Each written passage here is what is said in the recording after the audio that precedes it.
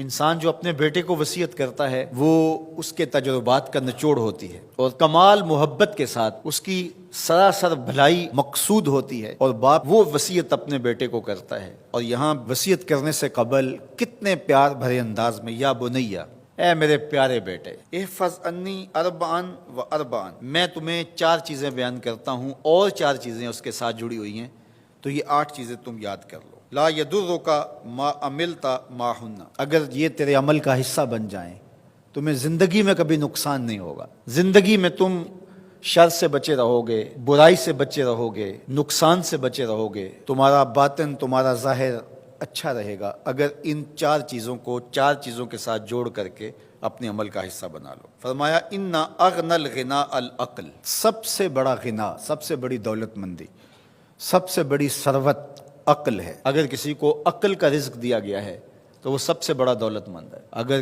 اس کے پاس مال و متاع بہت سارے ہیں لیکن بے وقوف ہے تو وہ دولت مندی نہیں ہے۔ وَأَكْبَرُ الْفَقْرِ الْحُمْقُ، اور سب سے بڑا فقر اور سب سے بڑی محتاجی جہالت ہے۔ سب سے بڑی دولت مندی عقل ہے، اور سب سے بڑی غربت، سب سے بڑی غریبی اور سب سے بڑا فقر اور محتاجی بے وقوفی ہے۔ وَأَوْحَشَ الْوَحْشَةُ الْعُجْبُ، اور سب سے بڑی وحشت تنہائی عجب ہے، خود پسندی ہے، اپنے آپ کو دیکھنا کہ میں بہت کچھ ہوں۔ جو شخص اپنے آپ کو دیکھتا رہتا ہے اور وقت اپنے آپ کو ہی لوگوں کے سامنے پیش کرتا رہتا ہے بنا سنوار کے، وہ تنہا ہو جاتا ہے۔ لوگ اس کی ان خوبیوں کا بھی انکار کر دیتے ہیں جو خوبیاں واقعتاً اس کے اندر موجود ہوتی ہیں۔ اگر پاؤ ہے تو اپنے آپ کو سیر نہ بتاؤ، لوگ پاؤ کا بھی انکار کر دیں گے۔ تو جو جس حالت میں ہو وہی حالت لوگوں کے سامنے ہونی چاہیے، بلکہ اس سے اگر کم ہو۔ شیخ سعدی نے ایک بڑی خوبصورت بات لکھی کہ تم برے ہو لوگ تجھے نیک سمجھیں یہ بری بات ہے، لیکن تم نیک ہو اور لوگ تجھے برا سمجھیں تو کوئی فرق نہیں پڑتا، تم اللہ کی نظر میں نیک ہو۔ اس لیے تم اگر سیر ہو اور لوگ تمہیں پاؤ سمجھے تو کوئی فرق نہیں پڑتا، لیکن اگر تم اپنے آپ کو پیش کر رہے ہو تو لوگ تمہاری اس حیثیت کا بھی انکار کر دیں گے جو تمہیں حاصل ہے۔ وَأَكْرَمُ الْحَسَبِ حُسْنُ الْخُلُقِ، سب سے اچھا جو حسب و نسب ہے وہ کیا ہے؟ میں فلاں ہوتا ہوں، میں فلاں ہوتا ہوں، میں فلاں کا بیٹا ہوں، فلاں قبیلے سے میرا تعلق ہے، میرا باپ بڑا امیر کبیر تھا۔ اپنا حسب نامہ اس طرح لوگ پیش کرتے ہیں، مجھے جانتے ہو کہ میں فلاں ابن فلاں ہوں۔ سیدنا علی المرتضیٰ فرماتے ہیں بہترین جو حسب ہے جو آپ پیش کرتے ہیں وہ کیا ہے؟ حسن الخلق، تمہارے اخلاق کیسے ہیں، تمہارا خلق گواہی دے گا کہ تم اچھے خاندان کے چشم و چراغ۔ مشکانست کے خود ببوئت نہ کہ عطار بگوئت۔ فارسی کا ایک مقولہ ہے کہ خوشبو وہ ہوتی ہے جو خود بتائے کہ میں خوشبو ہوں۔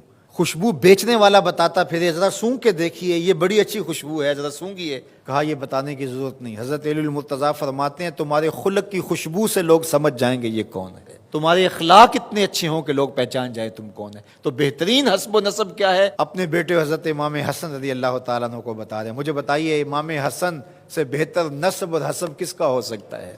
رسول اللہ کی بیٹی کے بیٹے، امام الاولیاء کے فرزند ہیں، رسول اللہ کے نواسے ہیں، بنو ہاشم کے چشم و چراغ ہیں۔ تو انہیں یہ نہیں کہا کہ تم یہ بتاتے پھرنا، بلکہ کہا کہ تمہارا خلق گواہی دے کہ میں محمد کا نواسا ہوں، تمہارے اخلاق گواہی دیں کہ میں نے فاطمہ کا دودھ پیا ہے، تمہارا کردار گواہی دے، تمہاری شجاعت گواہی دے کہ تم علی کے فرزند ارجمند ہو۔ اللہ اکبر۔ پھر حضرت علی المرتضیٰ رضی اللہ تعالیٰ عنہ ان چیزوں کو بیان کرنے کے بعد فرماتے ہیں یا بنیا، اے میرے بیٹے، ایاک والمصادقہ الاحمق، بے وقوف شخص کی دوستی سے ہمیشہ بچنا۔ فإنہ یرید ان ینفعک فیضرک، وہ دل سے چاہے کہ تمہیں نفع پہنچائے لیکن اپنی جہالت کی وجہ سے، اپنی بے وقوفی کی وجہ سے تمہیں نفع نہیں پہنچا سکے گا، تمہیں نقصان پہنچا دے گا۔ کہا جاتا ہے کہ بے وقوف دوست سے دانا دشمن اچھا ہے، تو وہ اسی قول کا مفہوم ہے۔